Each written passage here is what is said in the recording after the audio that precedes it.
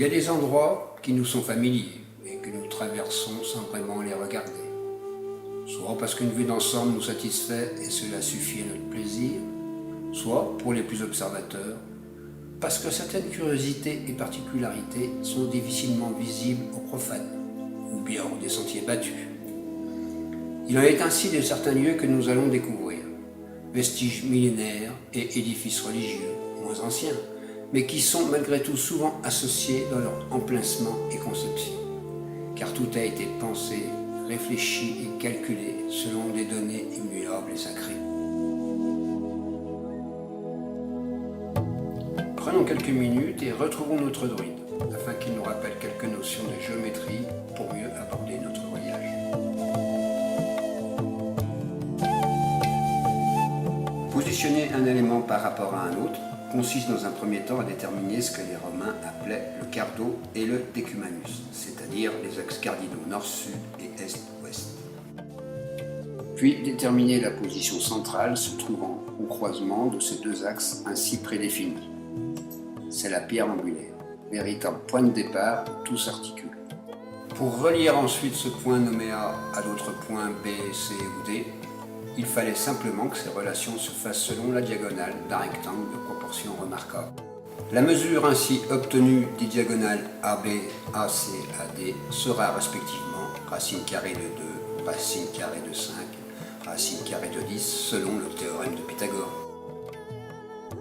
Dans cet exemple, le point E se positionne par rapport à A selon la diagonale d'un rectangle de proportion 3/2. Et donc sa distance se calcule par racine carrée de 13 selon le même théorème. Le problème de cette racine carrée est que nous obtenons un nombre irrationnel et il devenait ainsi plus compliqué de mesurer une diagonale exprimant une relation. C'est la raison pour laquelle certains rectangles ont été privilégiés dans leurs proportions pour exprimer des nombres entiers, non seulement sur les côtés du rectangle, mais aussi sur sa diagonale. Et c'est le cas pour ce nouveau rectangle, de proportion 3/4 qui permet de relier le point A au point F, et dont la diagonale mesure exactement 5 nombres entiers. Et le triangle ainsi formé, dont chaque côté mesure respectivement 3, 4 et 5 unités, est connu sous le nom de premier triangle de Pythagore, dit triangle 3, 4 et 5.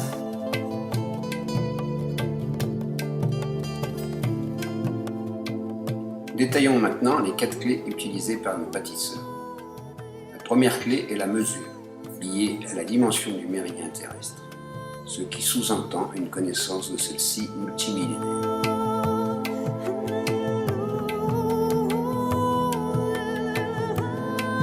La deuxième clé est le nom, que nous déduisons à partir de cette mesure.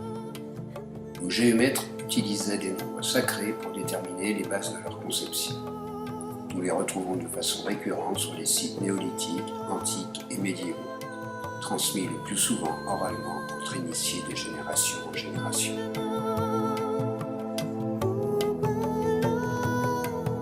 Pour organiser cela en un système de relations basé sur la forme et la conformité, la géométrie fut utilisée. Et pour finir, était prise en compte l'orientation, se repérant à la position et au mouvement des astres, en particulier du soleil.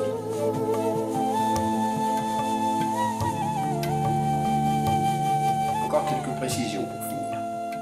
Plusieurs systèmes de mesure, bien qu'ayant la même source, seront utilisés au fil des siècles en fonction de l'évolution et de leur transmission au sein des civilisations. Et plusieurs unités de mesure seront impliquées en un même site, ce qui rend la démonstration encore un peu plus complexe. À cela s'ajoutent les nombres sacrés utilisés qu'il nous paraît nécessaire de détailler.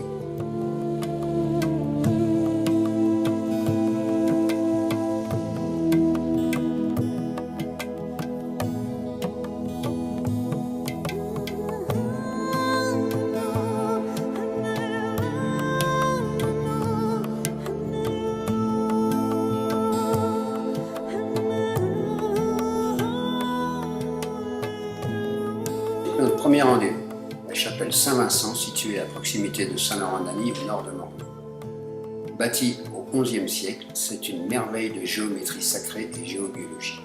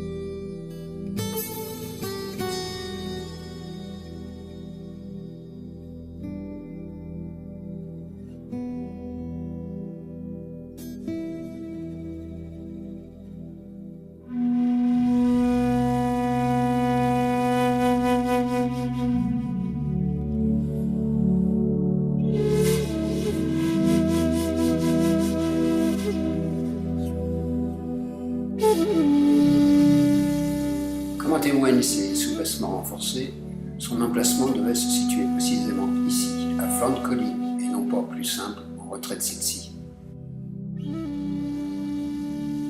Remarquons cette pierre gravée qui n'est pas sans rappeler celle repérée à la chapelle Sainte-Marie-Madeleine au Pilat. Nous sommes bien en présence d'un édifice à vocation particulière.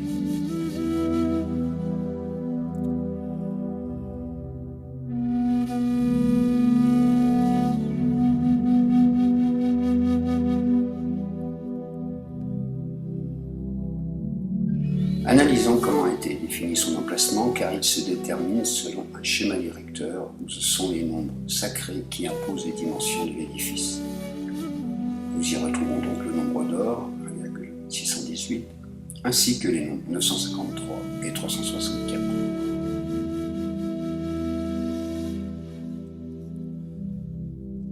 L'étude du terrain qui porte notre chapelle est réputée dans le monde de la géobiologie comme étant très riche en tracés énergétiques. Et c'est selon ceux-ci que seront définis les premiers axes de l'implantation.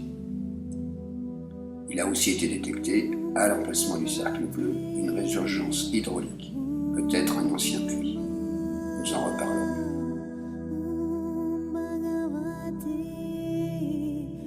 Tout commence donc par le positionnement de la pierre angulaire en fonction des courants telluriques et des tracés cardinaux.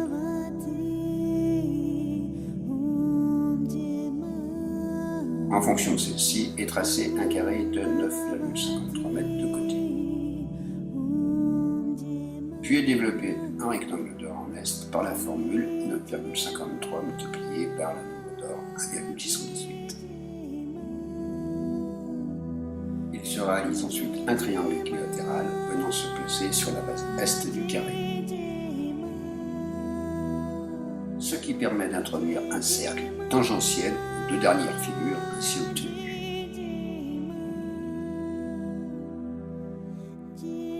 Pour finir, définition d'un nouveau rectangle après soustraction de 2 fois 1,618 mètres sur les petits côtés du rectangle d'or et la construction peut commencer.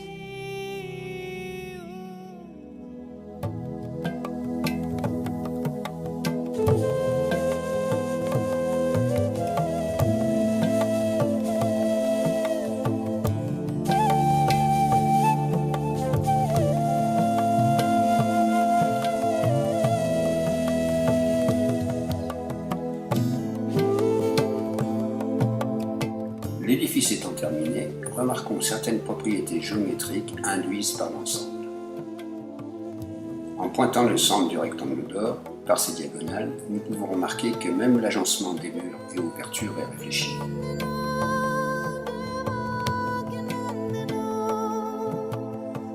Et c'est la même remarque pour le travail sur le triangle après définition de son centre.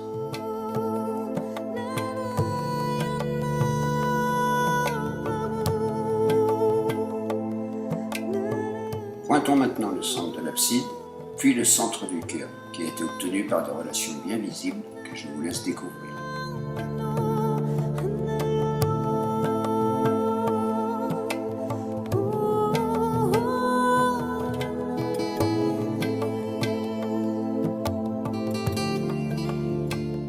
Enfin, terminons par le centre de la nef qui correspond logiquement à la pierre angulaire.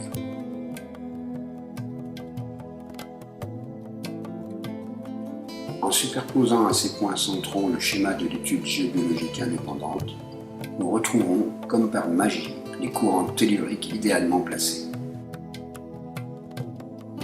Et ces zones auraient le pouvoir d'abaisser les énergies vibratoires. Le puits évoqué précédemment est idéalement placé dans l'angle nord-ouest, et nous pouvons supposer qu'ici se trouvait une source originelle également décisive dans l'agencement de l'ensemble.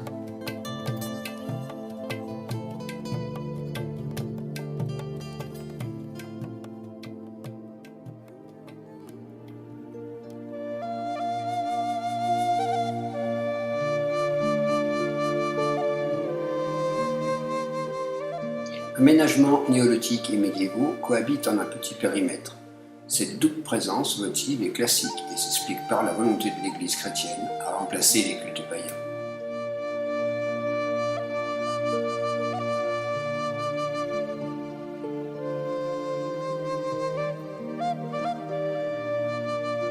Prenons un peu de hauteur maintenant pour visualiser le site dans son ensemble et découvrir d'autres relations géométriques sur de plus longues distances.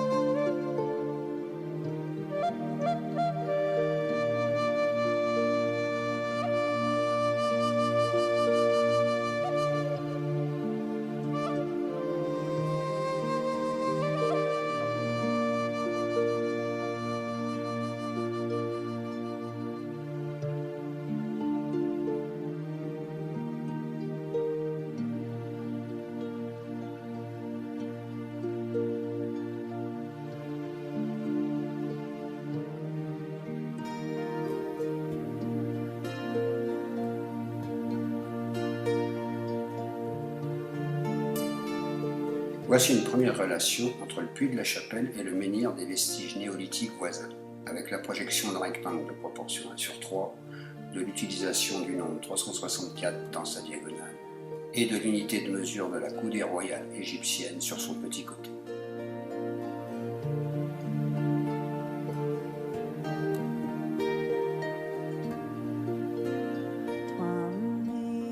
Avant de nous élever encore un peu plus haut, voici un bref rappel des dimensions de notre chapelle.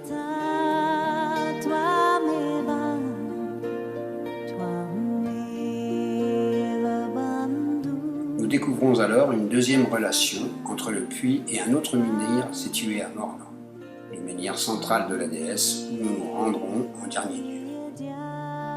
Notons dans la combinaison de la diagonale la présence des 4 dimensions de la chapelle et sur le petit côté l'utilisation du nombre 364 et de l'unité de mesure de la toise mégalithique.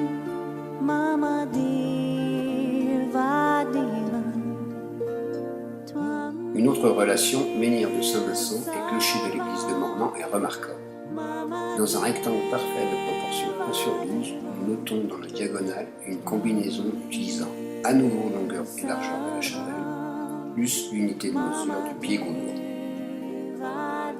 Sur le petit côté du rectangle, l'expression de 500 coudées royales égyptiennes, ou 100 fois le nombre d'or au carré.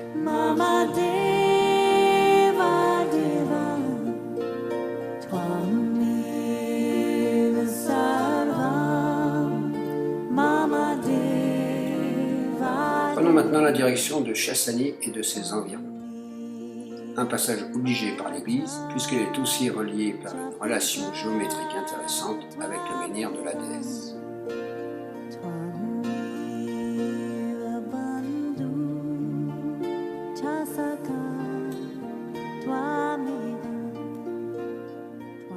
Et nous retrouvons en particulier les dimensions de la chapelle Saint-Vincent dans 2 combinaisons et le nombre 364.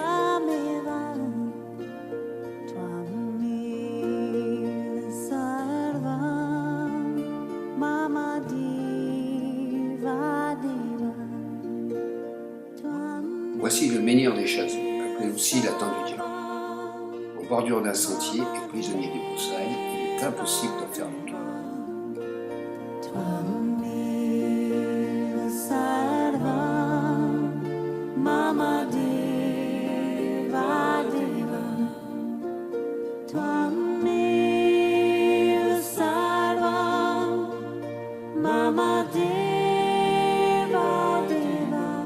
Il est en relation avec le menhir de la déesse comme démontré ici. Nous retrouvons les nombres 364, 953 combinés à la toise mégalithique.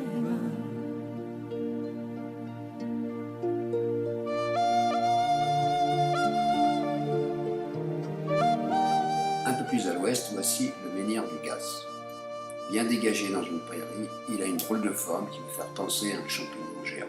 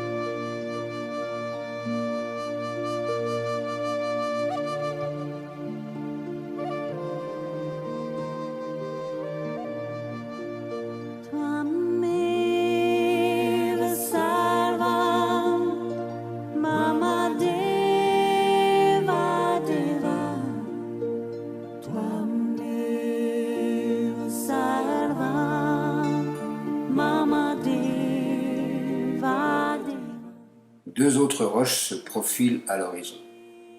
Elles ne sont certainement pas là par hasard. Mama Deva Deva Tvameva Sarvam Mama Deva Deva En relation avec le menhir de la déesse par la combinaison simple de 8 fois 364.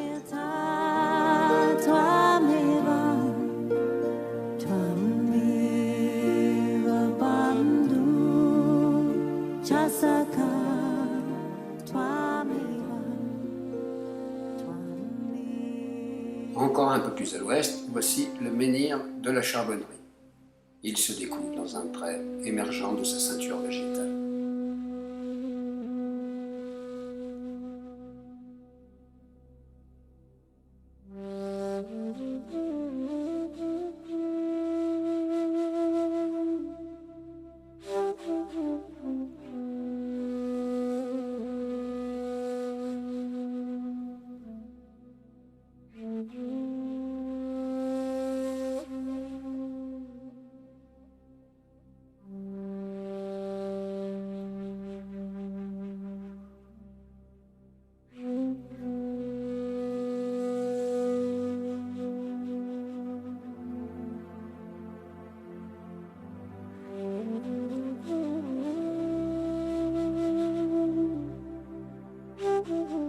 Il est en relation avec le menhir de la déesse par la combinaison du 953 de la toise mégalithique dans sa diagonale et, plus rare, de l'utilisation des dimensions de l'église primitive de Mornan dans le petit côté du triangle.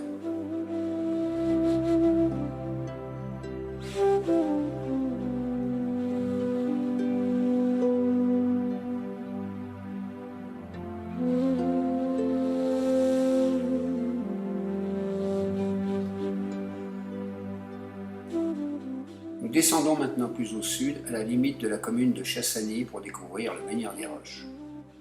Il nous est réapparu depuis peu, car prisonnier d'une dense végétation qui a brûlé lors d'un été.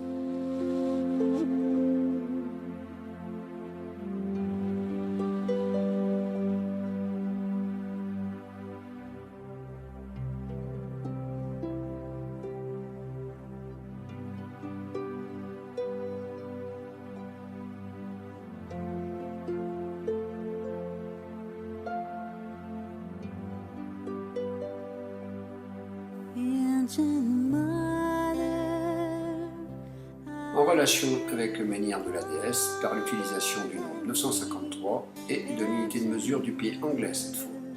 Eh oui, je vous avais prévenu.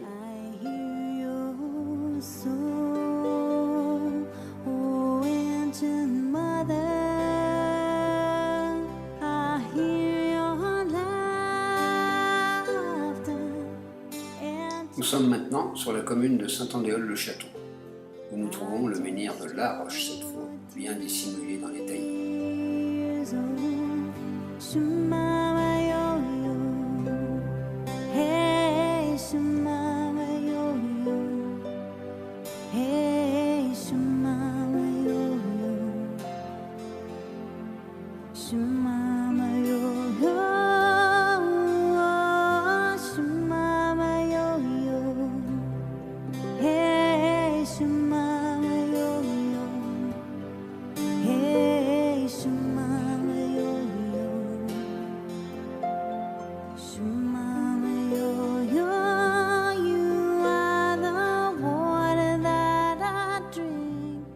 Toujours en relation avec le menhir de la déesse par le nombre 364 et une autre combinaison où interviennent le nombre 953, le pied gaulois cette fois, et deux nombres qui sont les dimensions du cœur de l'église de Mornan.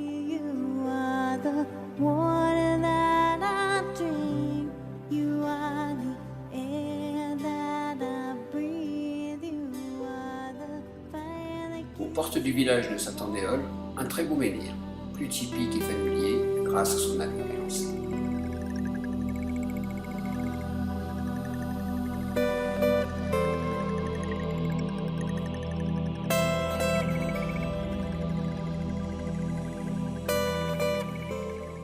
C'est le menhir d'Ertilly. Au loin, nous pouvons apercevoir le massif du Pilat. Nous en reparlerons en toute fin. of my mind on the blue lotus feet of my divine mother, engrossed is the bee of my mind on the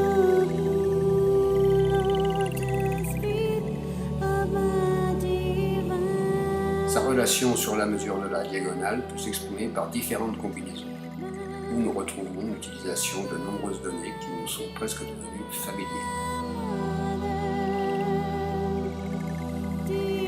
Avant de quitter la commune, un petit détour par la chapelle Saint-Martin-de-Cornas, toute proche s'impose. Comme la chapelle Saint-Vincent, c'est un très ancien édifice roman. Elles sont d'ailleurs reliées toutes deux par une belle relation géométrique.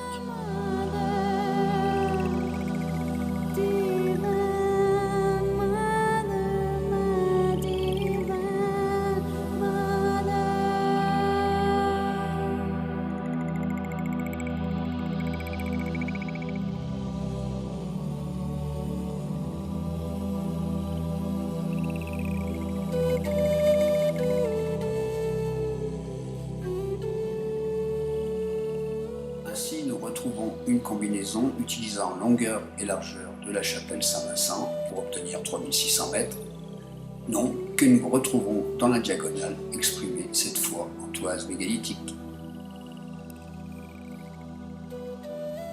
Elle est aussi en relation avec le menhir de la déesse par un parfait triangle de proportion 2/3 où s'exprime à nouveau le nombre 3600 dans une combinaison qui détermine également la longueur de la base du triangle obtenu.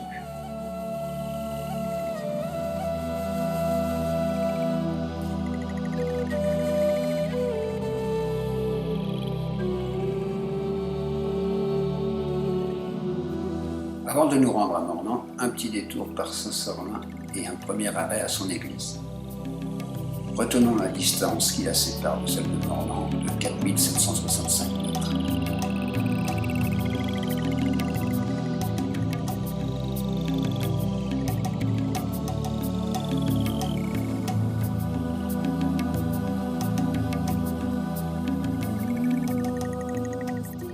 Puis, sur la même commune, débusquerons le discret menhir des Apréaux.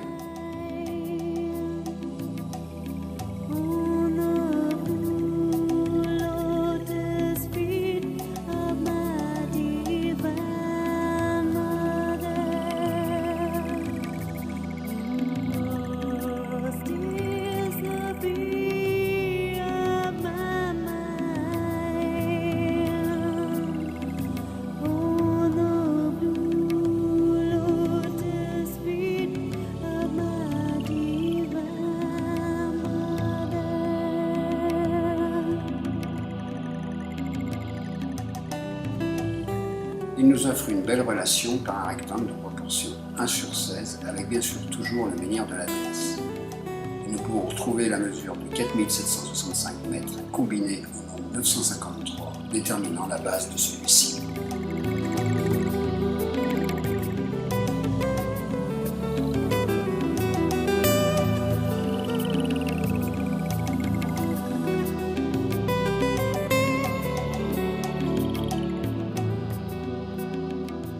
Nous voici aux portes de Mornan. Rendez-vous avec un dolmen cette fois, le dolmen du Luet.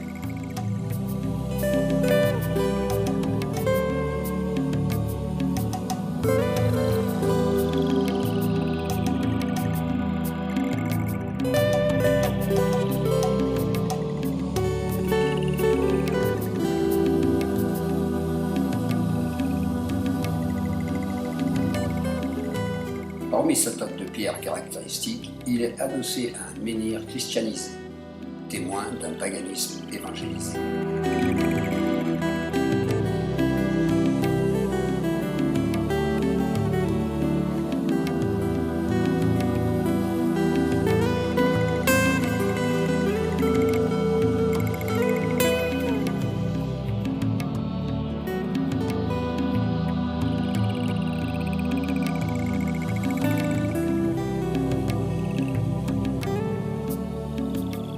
Sa localisation est facilitée par le fait qu'il se trouve pile sur l'axe église de Morlan, église de Chessany, combiné à l'utilisation du nombre d'or en 2 séquences.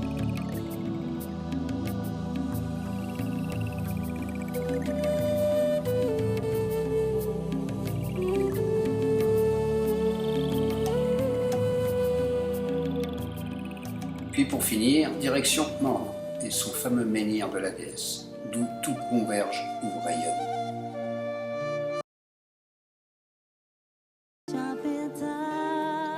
Et nous voici enfin arrivés à notre destination finale. Hélas, en propriété privée, je n'ai pas pu l'approcher à loisir.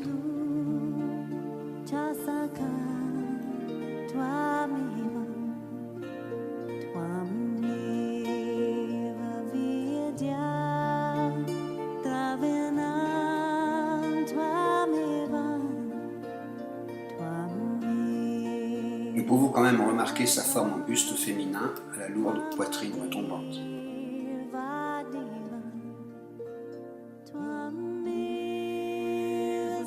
C'est la représentation de la déesse mère, ou déesse primordiale, référence à divers cultes rendus à une mère universelle à l'époque néolithique, d'où son importance et son rôle central dans notre parcours.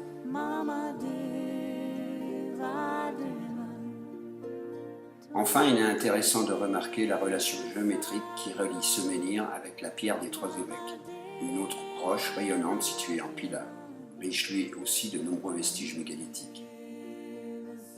Dans la combinaison de la base du triangle, nous retrouvons encore les dimensions de la chapelle. Et encore plus fort, cette pierre du Pilat est elle-même reliée à un menhir géant, hélas brisé, de presque 20 mètres de haut sur le site de Locmariaquer en Bretagne. Et dans cette dernière combinaison, s'inscrivant dans un rectangle de proportion 1 sur 2, nous retrouvons dans sa diagonale, une fois encore, l'utilisation des dimensions de la chapelle Saint-Vincent. Ainsi, la boucle est bouclée.